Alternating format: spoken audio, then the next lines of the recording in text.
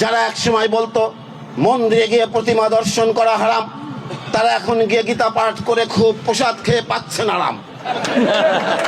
যারা এক সময় বলতো ভারতের নাম মুখে আনা হারাম, তারা এখন বলে ভারত অসন্তুষ্ট হয়, ভারত অসন্তুষ্ট হয়, এমন কোন কাজ আমাদের করা ঠিক হবে না। যারা এক সময় বলতেন শেখ মুজিবুর রহমান একজন নাস্তিক, তার নানার নাম কি কেউ জানে না, এগুলো কিন্তু ওদের কথা আমরা কখনো বলি নাই। যারা কিছুদিন আগে ঘটা করে ঘোষণা দিয়ে 32 নম্বরের বাড়ি ভাঙচুর করলেন, তারা এখন কি মাছের মার একখান পুত্র শোক, তারা বলতেছে যে সরকারি অফিসে শেখ মুজিবুর রহমানের ছবি টানাতে হবে। কারণ তাদের হচ্ছে ভোট দরকার। আসলে ঐক্যই শক্তি আর ঐক্যই মুক্তি। আপনারা সেই 10টি কঞ্চির গল্প তো পড়েছেন ইংরেজিতে, যে 10টি কঞ্চি যখন মাতার 10টি ছেলেকে আলাদা আলাদা করে হাতে দিল, সবাই ভেঙে ফেলল। আর 10টি কঞ্চি যখন একসাথে করে মাতার প্রত্যেকটি ছেলের হাতে দিল, কেউই কিন্তু সেটা ভাঙতে পারে নাই। সুতরাং আমি মনে করি আমাদের প্রিয় নেতা তারেক রহমান গত 27 তারিখে আমাদের খুলনা এবং সিলেট বিভাগের যে সমস্ত মনোনয়ন প্রত্যাশীগণ তার সামনে গিয়ে হাজির হয়েছিলাম, তিনি সেদিন বলেছেন যে বেগম খালেদা জিয়া এই বাংলাদেশের আপসীন নেত্রী, বেগম খালেদা জিয়া বাংলাদেশের সাবেক প্রধানমন্ত্রী, কিন্তু তার থেকেও বেগম খালেদা জিয়া তিনি তো আমার মা। তিনি 18 সালে ফ্যাসিবাদের কারাগারে বন্দী হওয়ার পর যখন অসুস্থ হয়ে হসপিটালে ভর্তি ছিলেন, তখন প্রায় 6 বার তিনি মৃত্যুর মুখ থেকে ফিরে এসেছেন। যে নেত্রী 6 বার মৃত্যুর মুখ থেকে ফিরে এসেছেন, যেই নেত্রীকে চূড়ান্ত বিজয় দেখবার জন্য মহান সৃষ্টিকর্তা বাঁচিয়ে রেখেছিলেন, সেই নেত্রীর জীবদ্দশায় আমরা কিন্তু আমাদের দলটিকে দ্বিখণ্ডিত ত্রিখণ্ডিত করতে পারি না আমাদের সামান্য স্বার্থের জন্য। প্রিয় বন্ধুগণ, সেদিন আমরা নেতার বক্তব্য শুনে আমরা সবাই আবেগ আপ্লুত হয়ে গেছি। আমরা নেতার বক্তব্য শুনে হাত তুলে সেদিন শপথ করেছে, ব্যক্তির চেয়ে দল বড়, দলের চেয়ে দেশ বড়। আর সেই শপথেরই অংশ হিসেবে আজকে মহেশপুর কোটচাঁদপুরে আমার প্রিয় ছোট ভাই আমিরুজ্জামান শিমুল, আমার ভাই ব্যারিস্টার রুহুল কুদ্দুস কাজল, আমার ভাই ইঞ্জিনিয়ার মোমেন, আমার স্নেহাস্পদ ভাতিজা মেহেদি হাসান রনি এবং আমার ভাই সঙ্গীত শিল্পী মনির খান, আমাদের নেতার আহ্বানে সাড়া দিয়ে আজ আমরা ঐক্যবদ্ধ হয়েছি। আমরা যে ঐক্যবদ্ধভাবে এখানে মিলিত হয়েছে, আপনারা কি এতে খুশি হয়েছেন? খুশি হয়েছেন? এই ঐক্য আপনারা রাখতে চান?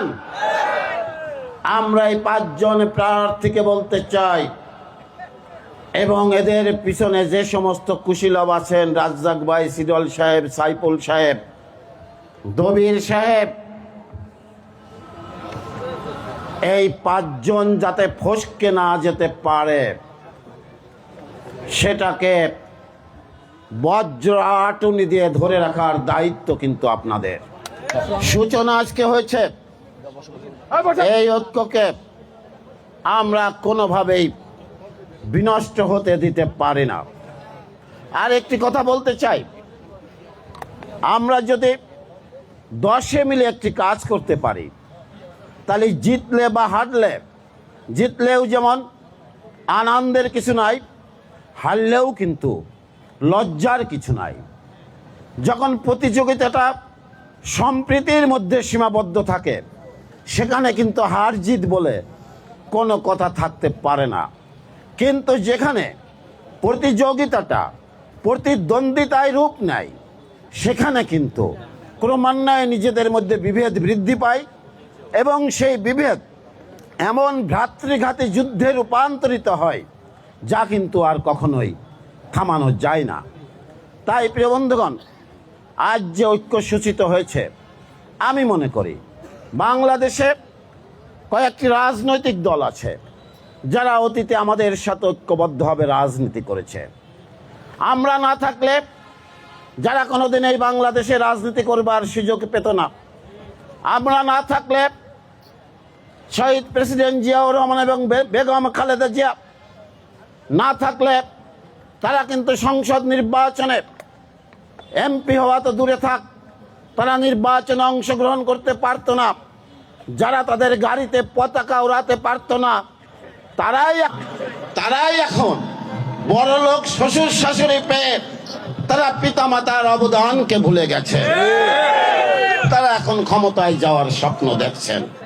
আচ্ছা ভাই, দেখেন, ভালো কথা, আমাদের আপত্তি নাই, কিন্তু আজকে তার স্বার্থের জন্য যে জিনিসকে তারা হারাম বলে, 2 দিন পরেই আবার তাদের স্বার্থের জন্য সেই জিনিসকে আরাম বলে। তাদের উদ্দেশ্যে বলতে চাই, একই জিনিসকে কখনো কখনো হারাম আর কখনো কখনো আরাম, এই দুইটা মিলে আপনাদের হয়ে যাবে কিন্তু ব্যারাম। আর সেই ব্যারাম যদি করাতে হয়, আমাদেরকে ঐক্যবদ্ধভাবে থাকতে হবে।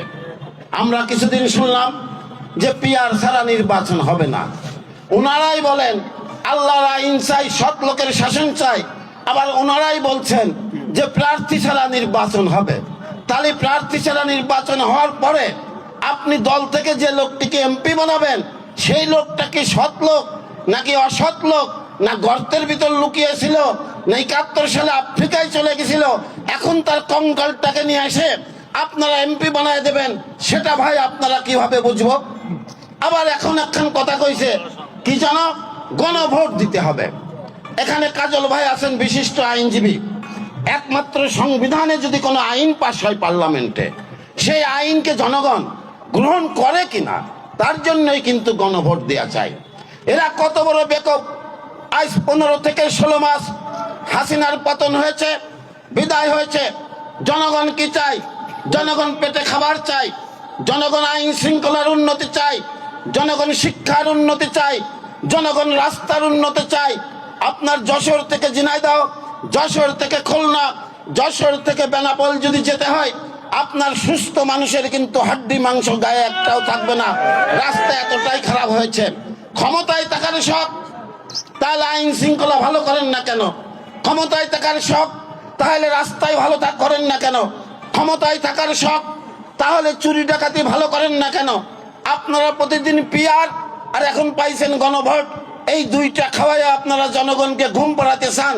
হাসিনা সংবিধান খাওয়ায় ঘুম পাড়াতে পারে নাই, এরাও কিন্তু এই পিয়ার আর গণভোট খাওয়ায়া আমাদের ঘুম পাড়াতে পারবে না। অতএব কথা একটাই, বাংলাদেশে জাতীয় সংসদ নির্বাচনের আগে কোনো গণভোট, ইউনিয়ন পরিষদের ভোট, উপজেলার ভোট, কোনো ভোট হবে না। প্রিয় ভাইরা আমার, একটা ভোট অনুষ্ঠান করতে হলে কত লোকবলের দরকার হয়, কত টাকা খরচ হয়, কত স্কুল কলেজ ব্যবহার করতে হয়। কাজল ভাই বলেছেন 15,000 কোটি টাকা। বলে মাসা নাই তার বুধবার, অনেকের ঘরে মাসা থাকে না, তারা আবার বুধবার খুব মেনে চলতে থাকে। আমাদের দেশের মানুষের পেটে খাবার নাই, পরনে কাপড় নাই, মাথায় তেল নাই, আর ওনারা 2খানা নির্বাচন আমাদের উপর চাপায় দেবেন। এই সমস্ত নির্বাচন চাপায় দিলে আমরা তা মানতে রাজি নই। প্রিয় বন্ধুরা আমার, আসলে আজান হয়ে গেছে, আপনারা সবাই নামাজ পড়তে যাবেন। এই মুহূর্তে বক্তব্য শুনবার ধৈর্য এবং বক্তব্য দেওয়ার ধৈর্য কোনোটাই আমাদের থাকে না। আমি বলছিলাম আরাম আর হারাম, হারাম আর আরাম। যারা একসময় বলতো মন্দিরে গিয়ে প্রতিমা দর্শন করা হারাম, তারা এখন গিয়ে গীতা পাঠ করে খুব প্রসাদ খেয়ে পাচ্ছেন আরাম। যারা একসময় বলতো ভারতের নাম মুখে আনা হারাম, তারা এখন বলে ভারত অসন্তুষ্ট হয়, ভারত অসন্তুষ্ট হয়, এমন কোন কাজ আমাদের করা ঠিক হবে না। যারা একসময় বলতেন শেখ মুজিবুর রহমান একজন নাস্তিক, তার নানার নাম কি কেউ জানে না, এগুলো কিন্তু ওদের কথা আমরা কখনো বলি নাই। যারা কিছুদিন আগে ঘটা করে ঘোষণা দিয়ে 32 নম্বরের বাড়ি ভাঙচুর করলেন, তারা এখন কি মাছের মার একখান পুত্র সব, তারা বলতেছে যে সরকারি অফিসে শেখ মুজিবুর রহমানের ছবি টানাতে হবে। কারণ কে? কারণ তাদের হচ্ছে ভোট দরকার। কোন জিনিস আমার দরকার হলে খুব ভালো, আমার ভোগের জন্য ভালো, কিন্তু মরে গেলে আমি তাকে ছুতে পারবো না। ওদের হয়েছে এই অবস্থা। তাই আজকে বলতে চাই, আমার ছোট ভাই শিমল, বড় ভাই কাজল ভাই, মনির খান, রনি, ইঞ্জিনিয়ার মমিন, তারা যে ঐক্যের সুবাতাস, ঐক্যের উদাহরণ এই মহেশপুরের এই মাস্টার শহীদুল ইসলামের পবিত্র মাটিতে দাঁড়িয়ে সূচনা করেছেন, আমরা এই উদাহরণকে এই খুলনা বিভাগের ভেড়ামারা থেকে বাগেরহাট এবং মাগুরা থেকে মেহেরপুর পর্যন্ত আমরা ছড়িয়ে দেব, এই প্রতিজ্ঞা করে আপনাদের সকলকে আরো একবার শুভেচ্ছা জানিয়ে, অভিনন্দন জানিয়ে আমার বক্তব্য শেষ করছি। ধন্যবাদ। বাংলাদেশ জিন্দাবাদ। শহীদ জিয়া অমর হোক। বেগম খালেদা জিয়া জিন্দাবাদ।